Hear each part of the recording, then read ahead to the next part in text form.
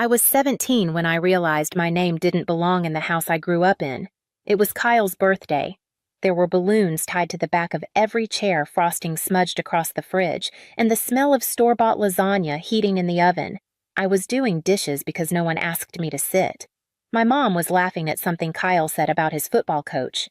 My dad was filming on his camcorder, the old one with the broken flip screen. I dried my hands, took a notepad from the junk drawer, and sat alone at the end of the kitchen table. I wrote, "Don't forget how this feels. Don't forget cleaning up while they celebrate him. Don't forget the way they never say your name out loud when people are watching." Then I folded the note and tucked it behind the photo of our family from 2003, the one where I'd been cropped out after the print. I didn't read that note again for 19 years, but I remembered every word. Tonight was supposed to be different. Tonight was mine. I'd worked for 10 years as a trauma nurse. Double shifts, night shifts, holidays, no vacations. I didn't have a husband, didn't have kids. I barely had time to keep my houseplants alive. But I had one goal: save my parents' home, and I did. Final payment cleared, deed clean, no liens, no debt. It was supposed to be over. My mom helped me hang the banner. "Congratulations, Elena," in gold letters across the fireplace. I catered the food, paid for the wine. Set every place setting by hand. My dad said he was running to the store for a drill he'd been eyeing. Kyle arrived late with Lacey on his arm and a Rolex on his wrist. "Wow," he said, surveying the room. "You really went all out. You always were, the organized one. Organized, not loved, not thanked, just useful." I was about to give a short speech, something about home, about perseverance, when my dad finally showed up. No drill in hand, just a bottle of champagne and that smile he used to save for Kyle's wins. He tapped a spoon to his glass. "I have a little announcement," he said. I smiled, waiting for it. Waiting for my moment. "To Elena," he said, "for organizing this beautiful party, always our dependable one." People clapped politely. I nodded, but the real celebration is for Kyle. The room stilled. Our boy's going viral. 10,000 followers on TikTok, and we've decided to invest in his future. We've remortgaged the house to help him launch his travel content brand. My fingers curled around the champagne glass. "Isn't it exciting?" my mom whispered. "He's going to Bali." "The camera just loves him." I didn't answer, because I was already calculating how many hours of blood sleep and missed birthdays it had taken me to give them a house, and how fast they'd handed it back to someone else. I didn't make a scene. I walked to the back hallway, took out my phone. Dialed a number I had saved but hoped I'd never use Trevor Maynard's office, the voice said. "This is Elena Moore," I said. "Please tell Trevor it's time." "Of course. Would you like him to proceed?" I glanced through the archway at Kyle describing the Maldives like he'd earned the airfare at my mother, beaming at my father toasting the son I'd already paid for twice. "Yes," I said. "It's time to proceed." But this wasn't the first time my family erased someone. I just didn't know it yet. I didn't go back into the party. I waited in the upstairs bathroom, sitting on the edge of the tub, counting the tiles on the floor, like I used to when I was 15, and hiding from one of Dad's talks about why Kyle needed more room to grow. Laughter echoed through the vents. Kyle was probably showing off his promo reel, borrowed drone footage set to royalty-free music. They would eat the good shrimp. They would toast to his courage to chase dreams someone else paid for. Trevor called back 30 minutes later. "It's all still intact," he said. "The trust holds. Every mortgage payment you made went through it, and the new loan, legally invalid. They can't remortgage something they no longer own." I exhaled. Not relief. Something colder. Something like confirmation. "They'll fight it," I said. "They can try. But unless you signed off and I know you didn't, it's just paper with someone else's signature pretending to be yours." "I know," I said. "He's done it before." That part slipped out. Trevor paused. "You mean your father?" "When I was 19, I applied for a student loan, got denied, said I already had a loan open under my name, but I didn't. Trevor, I didn't." Another pause. "We can look into that later," he said quietly. "For now, I can have the letters drafted and delivered Monday morning." Do it! When I came back downstairs, Kyle was mid-story about how Bali sunsets performed better on reels than drone shots of Iceland. He didn't see me. None of them did. That was the thing. I could walk through my own life and not leave footprints. I stood near the kitchen watching my mother place another shrimp skewer on Kyle's plate. "You need to eat more, sweetheart. You're burning so many calories traveling." She never said that to me when I was running 3 shifts back to back at Grady Memorial. Just told me my face looked tired. Dad caught sight of me. Then, "Everything okay?" I smiled. "Perfect."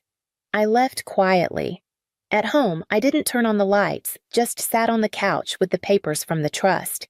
My name on every line notarized, time-stamped, archived. I'd created the structure after Dad almost lost the house the first time. Back then, I stepped in thinking, if I just do this right, they'll finally see me. Not as the backup daughter, not as the safety net. Just me. The next morning, Kyle called. "Why are there legal blocks on the house title? I have sponsors waiting. This is sabotage." "You'll figure it out," I said. "You always do, right? This isn't fair."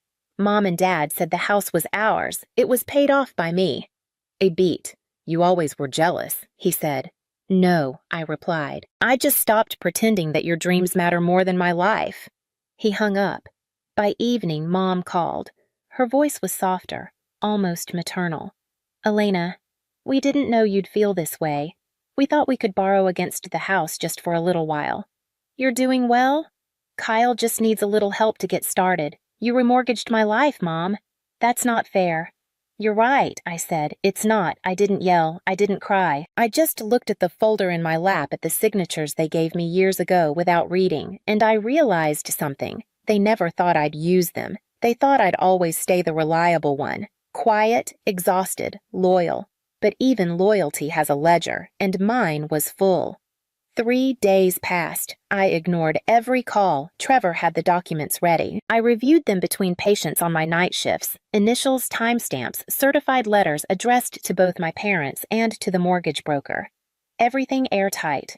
On Thursday, I got a message from a name I hadn't seen in years. Madeline Weller, my cousin, Aunt Cora's daughter. We were close once before the family fractured along invisible fault lines no one ever admitted existed. Her message was simple. "Saw the fallout on Kyle's Instagram. Elena, you okay?" I didn't answer at first, but later that night I typed, "I'm fine. They took the house. I took it back." 3 blinking dots. Then, "That sounds familiar. Can I call you?" We talked for 2 hours about Kyle, about Richard, about how my mother once told a neighbor I was just between things when I'd already been working 60-hour weeks for a decade. And then Madeline said, "You know, this isn't new, right? I thought she meant the favoritism. She didn't. She meant Rachel, Aunt Rachel." I asked, trying to recall a face. All I remembered was a name, the older sister of my mother who had gone out west and was never quite right. She was the first one they erased, Madeline said. Back in the 90s, she ran Grandpa's business after he died, and when she refused to sign over control to Uncle Paul and your mom, they accused her of forging documents, said she manipulated the will. Did she know? Madeline said she liquidated everything, gave them nothing, then disappeared. I went quiet. "She sent me birthday cards for years," Madeline added, but Mom told me not to reply. Said she was bitter, said she'd poisoned the family on purpose. That night, I found Rachel's name in a public records database. Rachel Lynn Whitaker, former business owner. No criminal record, currently residing in Arizona. I hesitated. Then I sent a message. She replied 5 hours later. "I was wondering when one of you would call." We set up a video chat. She looked exactly like my mother, only older and sharper, the way a blade looks after you've stopped pretending it's ornamental. Her hair was silver. Her smile was small but real.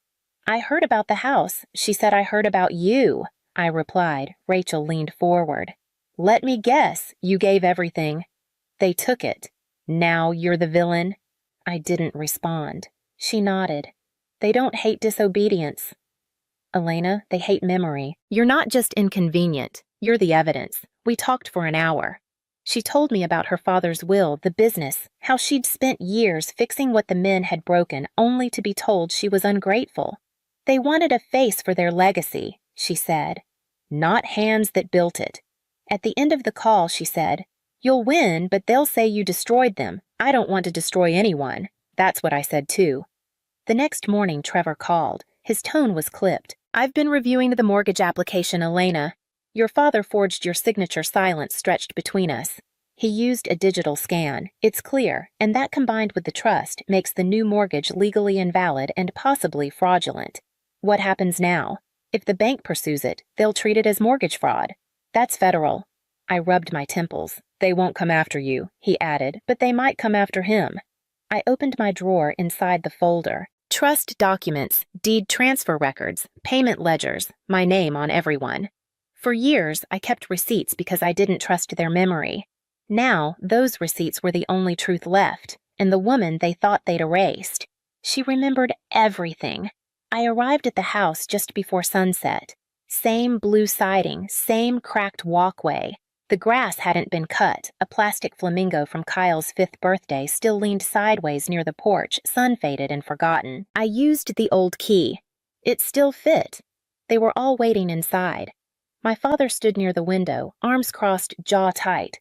My mother sat on the edge of the couch, hands clenched in her lap. Kyle was sprawled on the armrest. Lacey curled beside him like this was some kind of intervention, not a reckoning. You didn't have to come like this, my mother began. I came with documents. I said I set the folder on the coffee table. It made a solid sound, the kind that told you it wasn't bluff. These are the trust papers you both signed, I said. Every payment record, every repair, every tax receipt. The house was never yours to mortgage. My father didn't move. You tricked us, he said finally. No, I said evenly. I protected myself. You didn't ask what the papers said. You just signed. That's because we trusted you, my mother said. No, I said again. You depended on me. That's not the same thing, Kyle scoffed. So what now? You're kicking your own parents out on the street?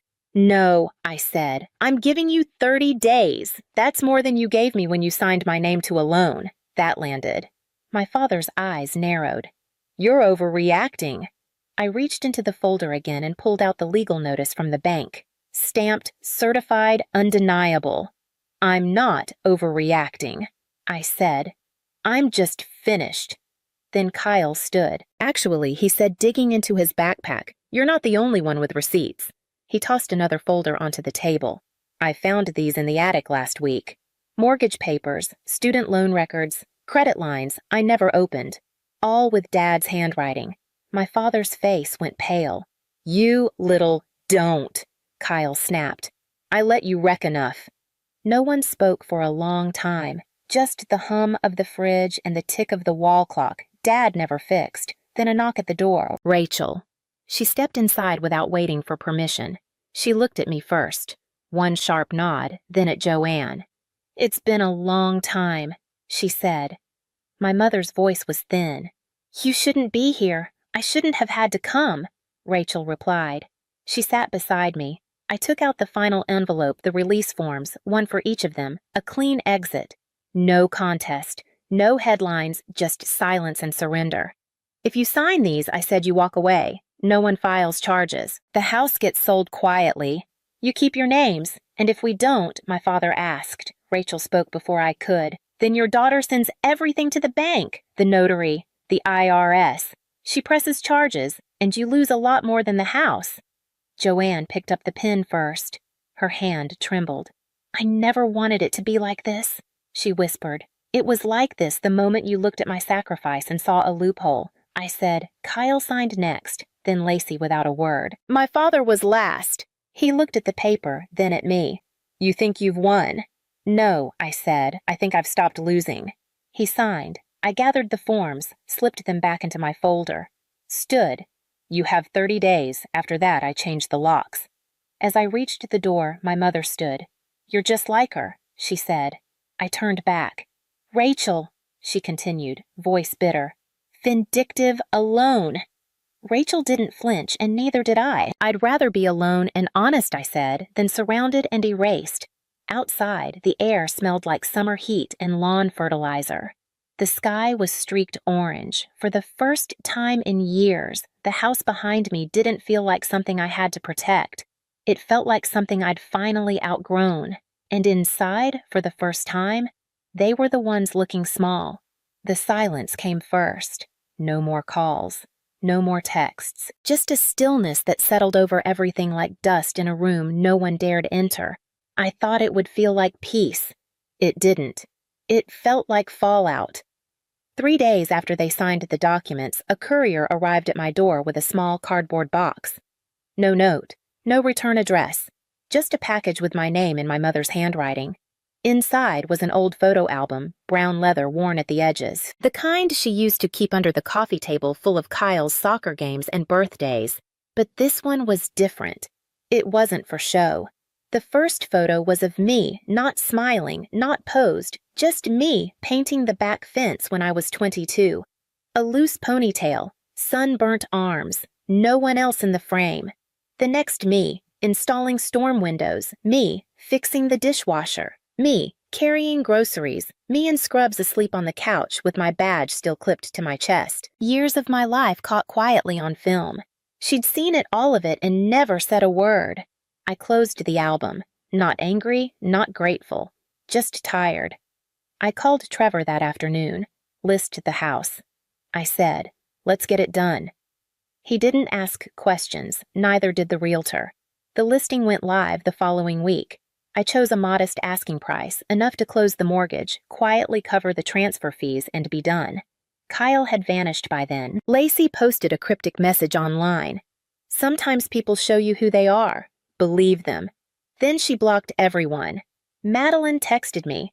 Kyle used Mom and Dad's emergency credit card to buy one-way tickets to Bali. Now they're frozen. He's off-grid. I didn't reply. The night before the realtor's walkthrough, I went back to the house one last time. No furniture, no voices. Just empty rooms and the faint outline of where the rug used to sit in the living room. I walked through it all, kitchen hallway, back deck. Then upstairs to my old bedroom. The air still smelled like the lavender sachets I used to hang in the closet. The wall had a faint square where my bookshelf had been. I ran my hand across the molding, then opened the top drawer of the nightstand. Still there. The original note, folded, yellowing quiet. "Don't forget how this feels." I didn't, but I finally folded it one more time, slid it into my coat pocket, and walked out. No drama, no confrontation, no apology. Just me, the last one to leave and the only one who cleaned up. We ate dinner at the same table they used to sit me beside, but never quite at. This time it was mine. The house was nearly empty. No photos on the walls, no voices echoing up the stairs. Just the long pine table I'd refinished myself when I was 23 and couldn't afford a new one. The chairs still creaked, the same. Rachel sat across from me, her hair pulled back, her posture perfectly straight. Next to her, Madeline poured wine into 3 mismatched glasses we'd pulled from the half-packed kitchen. "You sure about this?" Madeline asked. "About selling?" I nodded. "This house has taken enough from me. Let someone else decide what it means next." Rachel tilted her head slightly. Not judging, just observing, like she always did. We ate pasta, I made from scratch, no speeches, no music. Just quiet forks and the smell of garlic and something close to closure. After we cleared the plates, I reached into my coat pocket and unfolded the paper I'd carried all week, my own handwriting smudged in the corner. "Don't forget how this feels." Rachel leaned in. "You wrote that when I was 17 on Kyle's birthday. They'd forgotten mine the week before." Madeline looked down. "I used to write letters to myself, too. I never had the guts to read them. I didn't either," I said. Until now, I folded it again, laid it on the table like a final place setting. "I didn't want revenge," I said quietly. "I wanted to be seen." Rachel touched the edge of the note. "They never see us when we're carrying everything, only when we finally drop it." The doorbell rang. The realtor right on time. She walked us through the final paperwork, inspection dates, closing timeline, key returns. When we stepped onto the porch, the late spring air felt too clean to belong to this house. Across the lawn, a "for sale" sign had already been hammered in. I looked at it for a long time. Not with sadness, not with pride, just stillness. "I thought it would feel bigger," I said. "It never does," Rachel replied, just honest. We stood there, 3 women who'd all been edited out of someone else's story. Inside the house waited for its next chapter. Rachel reached into her coat pocket and handed me a postcard sunset in Arizona. "From when I left," she said. "I didn't send it, didn't think anyone would keep it." I turned it over. Blank. Write something. "Now," she said, "even if it's just for you." I nodded. Behind me, the kitchen light blinked once, then stilled. I stepped off the porch onto the walkway I'd once shoveled every winter while Kyle slept in. I didn't look back because the house had already told me everything I needed to know. And because I finally had the only thing it never gave me before, a clean way out,